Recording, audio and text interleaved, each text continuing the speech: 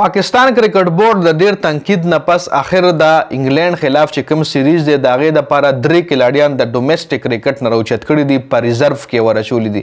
دې نه علاوه د پاکستان کوچ چې کوم دی جیسن ګیلسپي هغه د سرفراز د کیریر د خاتمې اعلان هم کړی دی چې سرفراز ریپلیسمنټ موږ له اوس کول پکار دي.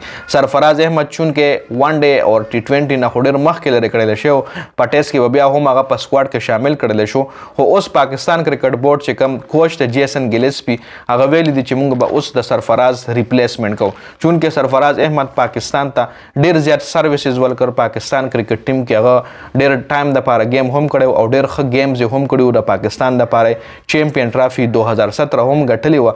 هغې نه علاوه اوس فخردمان نه سوري سرفراز احمد د هغه عمر چې کوم دی 37-38 سال عمر دی او اوس هغه هغه رنګ گیم هم نشي کولی، نو د هغه ریپلیسمنټ موږ له کتل پکار دی.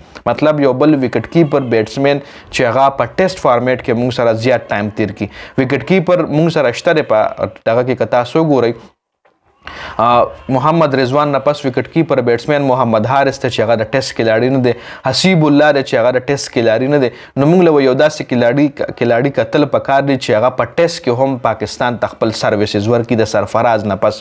یو خو رضوان دی، رضوان سره بل وکټ کیپر چې هغه په ټیسټ کې ریپلیسمنټ وکړي د سرفراز. په ټیسټ کې د رضوان نه پس سرفراز دی، اوس سرفراز لرې کول وایي موږ له پکار دی او یو بل ښه وکټ کیپر راوستل پکار دی چې په ټیسټ کې پاکستان سره وي.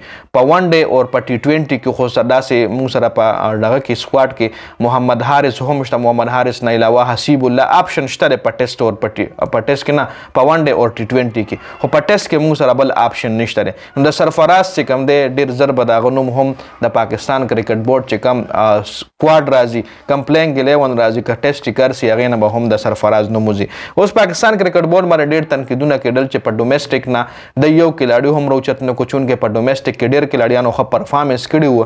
نو هغې نه اوس پاکستان کرکټ بورډ 3 کلاړیان راوچت کړي دي او د انګلند خلاف ټیسټ سیریز چې کوم دی هغې کې په ریزرو کلاړیانو کې ورچولي. ریزرو کلاړیان هغه کلاړیان چې په مین سکواډ کې د ستا کلاړي انجرډ شي او بیخي د مین سکواډ نه وځي، نو هله به ته ریزرو کلاړي نه کلاړي راوچتې.